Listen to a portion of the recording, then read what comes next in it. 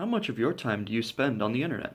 A survey by the American Psychological Association found that a whopping 99% of adults in the US own an electronic device. Nearly 3/4 own an internet-connected smartphone. Technology and smart devices are inescapable. They're in everything from our toilets to our refrigerators. With the near ubiquity of smartness in every aspect of our lives, are we actually getting any smarter?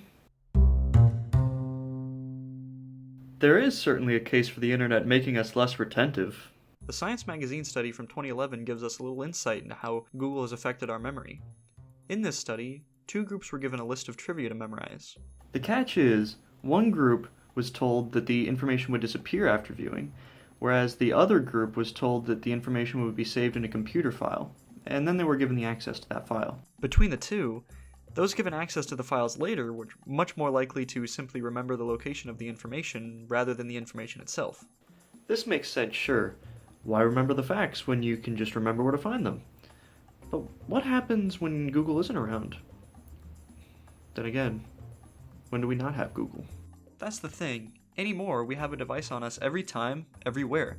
Being away from our phones to some is like a curse. But perhaps, at least small breaks, could be a blessing. Palm Beach doctor Richard Sugarman warns that the high contrast of electronic screens can lead to muscle spasms that cause tension headaches. This is why e-readers are so popular. But the extended times we spend in front of our screens lead to other side effects that we're not naturally used to as well. When we are just going about our lives in the wild, we tend to look at objects far enough away to put our eyes at a nearly even alignment. Our digital lives, on the other hand, are experienced almost exclusively through converged eyes. This convergence can put strain on your eyes that we're not adapted for. Just compounding your already compound headache. On top of that, your brain's natural tendency to blink when looking at distant objects gets thrown off when looking at nearby objects. This, obviously, leads to drier eyes, which in turn leads to itchiness and irritation, especially for those with dry eyes in general, or, say, those with contact lenses. And when I said we take our phones everywhere, I meant everywhere. Even if you don't take your phone into the restroom, all it takes is one instance of not washing your hands, or someone else using your phone, or any variety of scenarios, and suddenly your phone is germ city. Dr. Ava Schambon says that this bacteria we carry around on our phones is especially harmful to those with skin problems, such as eczema or acne, leading to perpetual breakouts. This can, of course, be fixed by simply washing your phone as often as you wash your hands, but honestly, most of us just don't even think about it.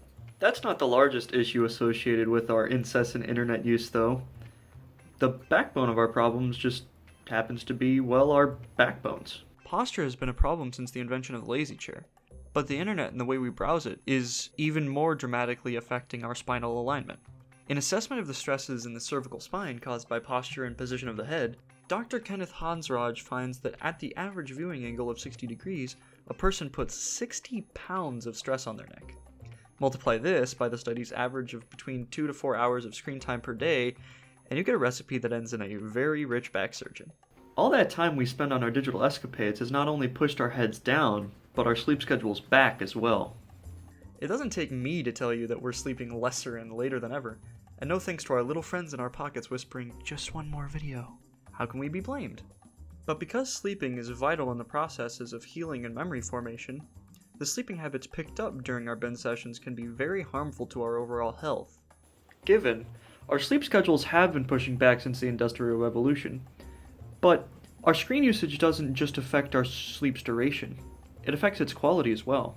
A study from November of 2016 found that via the use of an application to measure screen usage, the longer the participants used their smartphones, the lesser they slept, and the more tired they felt upon waking. This effect is caused by the blue light emitted from our screens, which fools our circadian rhythms into thinking it's still daytime. Apps have been developed that could help you deal with this, but just limiting your screen time before bed might be the best option. Unfortunately, that is much easier said than done.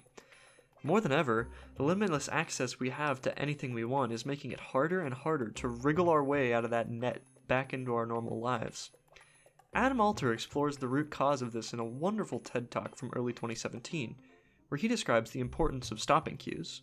Back in the day, our entertainment had these qualities that told you when to stop, reaching the end of a chapter, the end of a television episode, etc. With modern amenities like Netflix, it's hard to remember that we had to actually used to wait for a new episode of a TV show to come out, or, heaven forbid, go to a movie at a movie theater. Many see these stopping points as limiting, but they were and are vital.